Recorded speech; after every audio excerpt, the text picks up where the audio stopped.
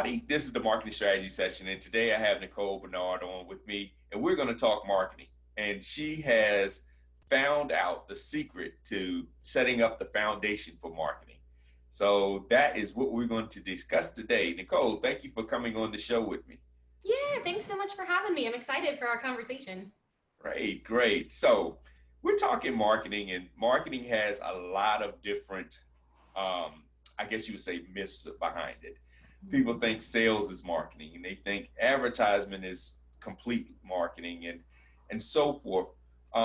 You've been marketing for years. I love with your podcast, you actually toast to marketing. You raise a glass and talk marketing. So I want to get your take on what marketing is and how to properly address or set up marketing or look at marketing when running a business. Yeah, definitely. That's a great place to start. Yeah, so you touched on the foundation before, and I've realized after talking to so many small business owners that we're also excited to jump into our business that we kind of forget the foundational pieces, like what our goals are, who we're actually talking to, and like our messaging, branding, all of that. So, because all of those are different aspects within marketing. So it makes it so much easier once, what your ideal customers' problems are, like where they're hanging out online. I talk to a lot of people and they're like, I need to be on Instagram. And I'm like, well, are your customers on Instagram? Like you might not need to be there and like waste your time, Yeah. and get frustrated with no results. So just, working through those things makes it a lot more effective and efficient for like, you as a small business owner. Yeah, I mean, that's one of the hardest things when I talk to business owners as well. Even the larger ones, Mm-hmm. identifying that target audience. Because a lot of times, I remember when I was used to hear my audience is anyone that's buying from me or anyone that has money or anybody. And I'm like, that's not your audience. That's too broad. Mm-hmm. And figuring that out has been one of the biggest challenges I've seen businesses have, figuring out exactly who their audience is. And it's funny because even when I try to do it myself, it becomes an exercise. It truly does. So, what are some of the things that you do when looking at identifying that ideal audience? Yeah, I know it's funny because I actually like printed out mine the other day because I needed to do it too because I've kind of pivoted, not pivot. I wanted to create this program even before COVID, but just this like the downtime gave me the chance to do it. So I had to print it out because I kind of am changing my messaging and changing who I'm talking to. So same kind of thing. Yeah, it's, you really want to like think about what their struggles are, what they're looking for. I mean, that's, when they're going out to look for a product or service, they're usually trying to like fix a problem or find the answer to something. So what are you answering for them? Like where do they hang out online? Like what is their background? Like if you were selling RVs to retired couples, they're probably not on Instagram or LinkedIn, but they're probably on Facebook looking at pictures of their grandkids, like, Yeah. and, what do they read offline too? Like, what are their hobbies? Just so you can kind of like, you really tailor that messaging so it catches their attention because we have so much information thrown at us all day long. Being able to really resonate with them is going to help them find you and your product and service. And that makes a lot of sense. I mean, if you know who they are and you know what their needs are, then you Mm-hmm. can better craft your message on how to service those needs. A lot of times when I guess you would say the old way of looking at marketing and your audience, it was demographics. Mm-hmm. And I always say demon graphics because it was like at an age, uh, education level, that Mm-hmm. doesn't say anything. Just because Mm-mm. I may be a middle-aged African American male does not mean that I like Nike. It does not mean that I per se, drink a certain sports drink or do certain things. Mm-hmm. And so if you're relying on just the demographics, you don't really know what the needs are because you don't really know that audience. You're just assuming. Um, Exactly. and so that's hard. I mean, because we've been taught for several years, I would say before prior internet, Mm-hmm. that it was demographics. Oh, well, you're servicing a woman of this age, this income. She's going to want to buy your whatever product. She didn't want to buy your purse because she's a woman, and and she needs a purse. and Yeah, she no, needs a I get purse. it. Yeah, Yeah. it was like, okay, that's so. When dealing with your clients, how do you get them over that hump? Because they've been taught that for a long time. Yeah, they have. And they also too, they kind of like there's so many aspects in running their business that they haven't really most of the time taken the time to just kind of sit there and think about it. So Yeah, I'm always like, here, print out this workbook. It's not that long. Pour a glass of wine, cup of coffee, whatever you feel like doing, and really just take like 30 minutes to really try and figure out, what their barriers are. Like, why wouldn't they buy from you? Is it their financing? Like, do they yeah, not have the income? Like, what are their hobbies? Like what, just all of these kind of little things that we don't quite think about. But then when you write it all down and you can kind of see it like has a narrative, like, oh, this is, you know, RV Ronnie, and this yeah. is kind of what he's interested in. And, but yeah, just going based on total demographics is so big. That's what they taught me too in college. And it was before the internet, before social media, same thing. So I'm glad we've evolved. Yes, yes. And it's interesting that you say go where they are. Mhm. So, now the new craze is TikTok. And I remember when it was Snapchat and Right. Instagram and Facebook. But here's the thing, if you understand your audience, you understand where they go to consume information, because most people now are savvy enough to do some due diligence. They will Yeah. do research. So where do they go to get that research and get the, I guess you would say, popular approval to utilize a certain service or product? So Hmm. how do you get them past that? Because a lot of times we get thrown through media the next big thing. So Right. like right now, TikTok. Right. And to be honest, the only people on TikTok is my little one, and she's dancing and she's not buying from anybody. Right. So, Yeah, I still haven't tried TikTok. I mean, I've seen some of the videos, they look hilarious. But yeah, it's that same whole like so and so's doing this, or like so and so has ConvertKit. Like I need that. There's so many tools out there, whether like social media, email, all of it. And it's like that shiny object syndrome, and I try to talk them back off of a ledge. Like, okay, we're going back to where is your ideal customer and where are they hanging out at, and it could, yeah, maybe not be social. It could be Google. So let's work on your search engine optimization. Let's work on your reviews. So each client and each, business is unique, and they're going to have different strategies to reach them in different areas. But yeah, it really is just repeating to my clients, like, where are they? Go there.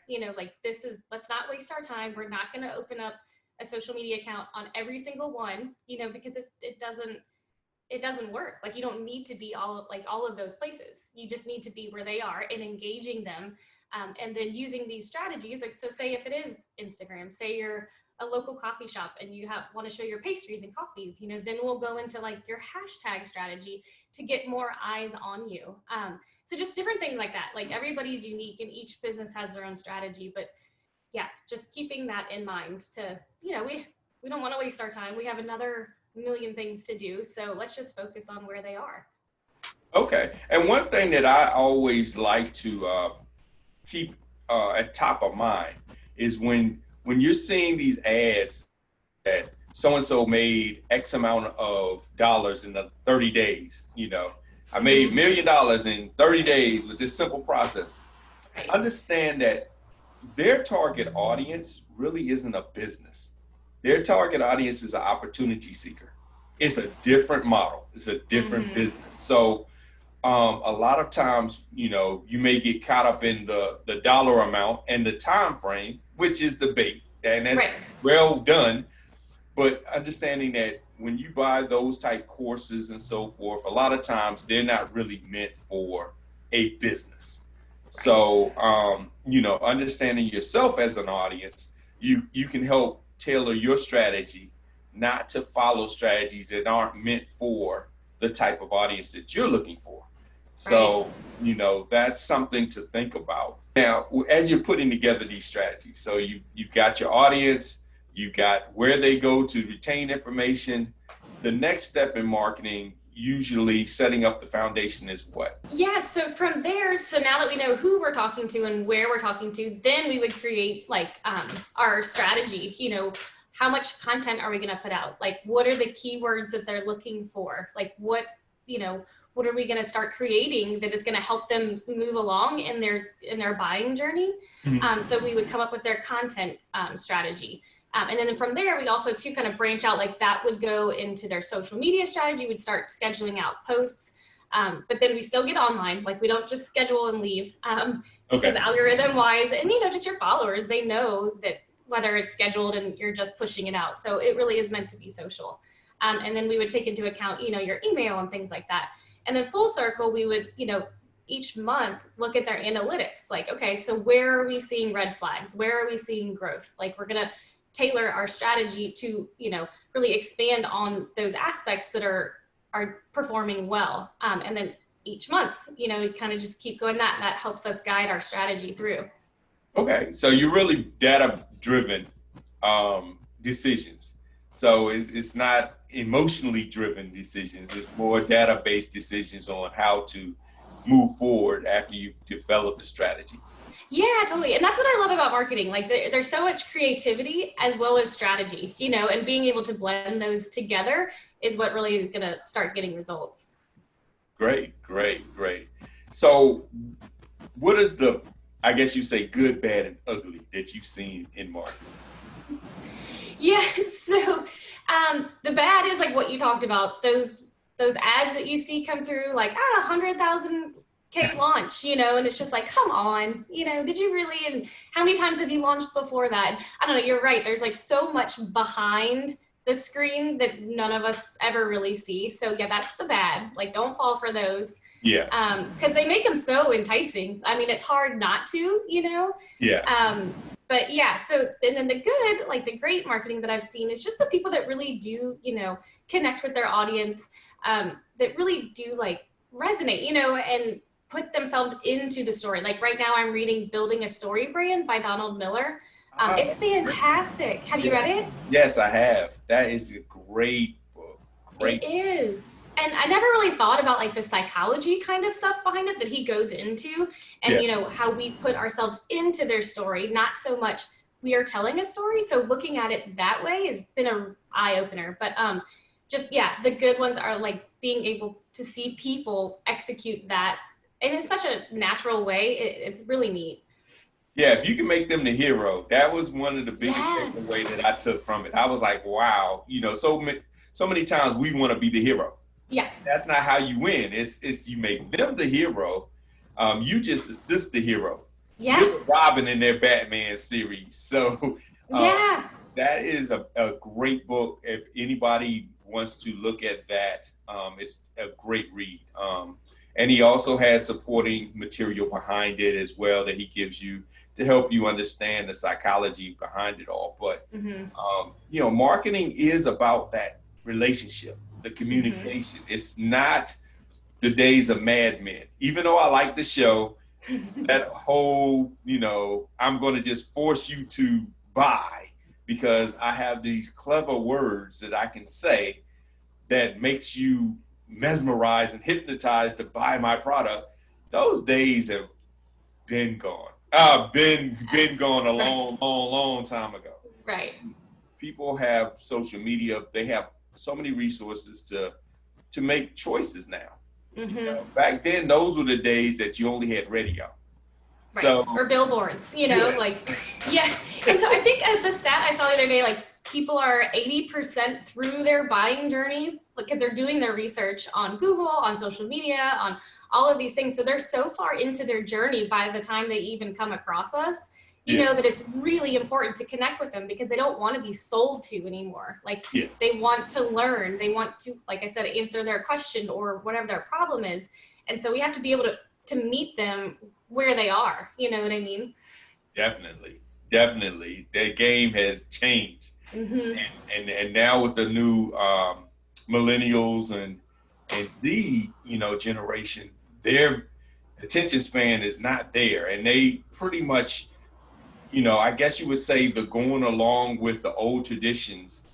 They're not as interested You know, I mean, some of the things we would buy because our parents bought it, Right. and so forth. They're not as interested. They're like, well, No. I have my. We're what do we call free thinkers? We're free Yeah. thinkers. So, Mm-hmm. um, you know, understanding that audience, and I think that's one of the challenges that businesses have, especially reaching the millennials and the Gen Zs, is Right. because they approach it like the baby boomers.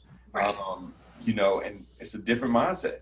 It is totally different, and they do not like to be sold to, the millennials and Gen Zs, like that at all. And they're really into like causes, and they want to know about your culture, like what culture like your company is cultivating. Yes. But so I talk to business owners too when we talk about like what they should be posting or sharing. They're like, well, I don't want to do that. Nobody cares about that. I'm like, well, no, your audience, if it's like younger, they actually do. They want to know more about you than you realize. You know what I mean? So again, it really is just knowing who you're talking to and what they're interested in seeing. Yes, that is so true. So, so true. Well, Nicole has given more than one strategy. I mean, she's given a bunch of strategies. And if you're looking for more strategies, it's very easy. I love the website address. It's mb.marketing. And please don't spell out dot. It's period. Period marketing. Mm-hmm. No .coms. It's very, very simple. And when I saw that, I said, man, maybe I need to get a .marketing domain. Yeah, it's fun. Clever. Yes. She has a lot of information, and she has a podcast as well that she shares information on. So feel free to go over, listen to the podcast, interact with her. She's been on social. She does interact with her followers. So reach out to her. And if you have any questions, I'm sure she can help. So Nicole, thank you so much for being on the show and sharing all this information. We've seen and heard a lot over the past years. I'm not going to date myself and say how many years, but it's been a lot of years and a lot of changes in marketing. So the great thing about marketing is if you take these foundation principles and apply it, it doesn't matter how the market changes because you can adapt with it because this has worked from the beginning of marketing and will continue to work. And that's knowing your audience, knowing where they go to get information, knowing how to craft your message, and building relationships with them. And that's really the secret to marketing. It's true. Yeah, you nailed it. Well, great. Well, everybody, thanks once again for being on. And hopefully you learned a lot. If you have any comments, we definitely want to see your comments. We want to reply to your comments, help you grow your business. So feel free to put in the comments any questions you have or any comments that you have. You may have a different opinion. Love to hear that as well. Or you may agree. And we definitely love to hear when you agree. So look forward to seeing you. And hopefully you will have a great business week. Be productive and see you on the next marketing strategy session.